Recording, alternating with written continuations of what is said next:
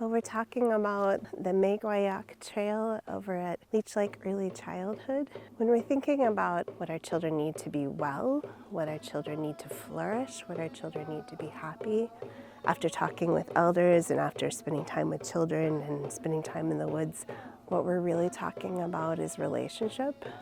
When we're talking about how children learn and what our children need to be Ojibwe, are relationships with the woods and really seeing themselves as a part of nature rather than apart from nature. When we're looking at the spaces where our children spend the most of their days, and in Minnesota, sometimes that can be all of the daylight hours. And so we really want to create spaces where they have access to natural spaces. In my teachings, what I understand is that our elders have told us this, these are the teachings in our ceremonies, that if we want to be well, if we want to have health, we should spend time with these relatives that are our trees. That's our healthness and our wellness comes from. Apart from that, there's also all kinds of research that supports what our elders know. When our children spend more time in natural spaces, they do better with resilience. They do better with social-emotional health, obviously with their physical health. But it's not just that. There's also academic benefits. So knowing that, if you believe these are our teachings, these are the original instructions that we got as Ojibwe people, if you believe the research is correct, if you believe, as I do, both of those things, you would want them to have access to the outdoors. You would want them to have an opportunity to learn about their relatives and to grow that relationship.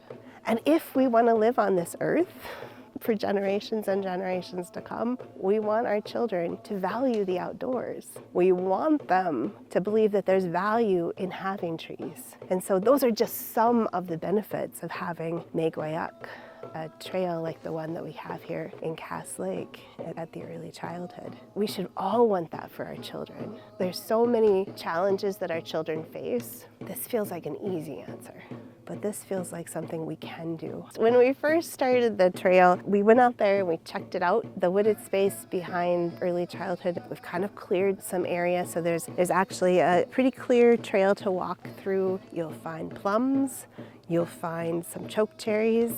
You'll also find some things that we've installed, some climbing features and a fire pit, classroom spaces so teachers can engage children outdoors or that we can in families outdoors. We started a Nandikakendan event, which is Seek to Learn, Seek to Know, where we've invited community members to come in and showcase their different skills, different knowledge. We've done that each year and it's been a beautiful event, and this was really the first event that we've had since our friend Shirley Nordrum passed away. She was one of the principal collaborators. Shirley and her sister Sharon were right there at the beginning as we came up with this dream.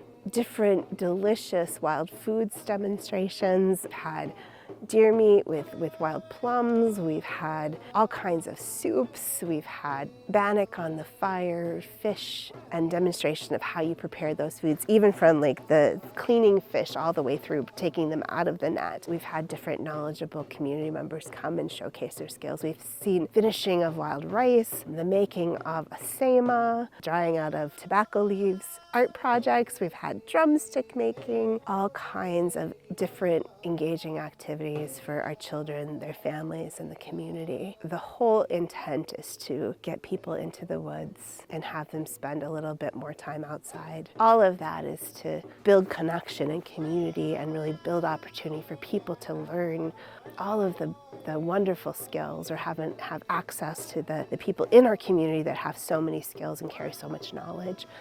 There are a multitude of benefits for our children when they spend time in outdoor spaces, when they spend time in natural spaces, where there are trees growing, where there are plants growing, in that there's benefits for their vocabulary, there's benefits for their reading, there's all these academic benefits. And what the research seems to show is that for children who have experienced the most stress in their life, the benefit is the most dramatic. I think that when our children have a chance to be healthier, then our community has a chance to be healthier.